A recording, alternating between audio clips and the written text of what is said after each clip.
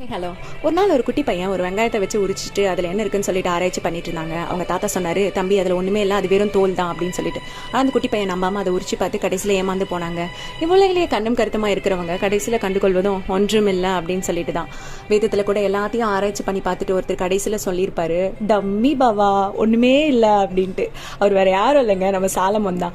சூரியனுக்கு கீழே செய்யப்படுகிற காரியங்களை எல்லாம் கவனித்து பார்த்தேன், இதோ எல்லா மாயையும் மனதுக்கு சஞ்சலமா இருக்கிறது. I have seen all the things that are done under the sun. All of them are meaningless, yet chasing after the wind. பிரசங்கி 1:14 இப்படியாய் சொல்லப்பட்டுள்ளது.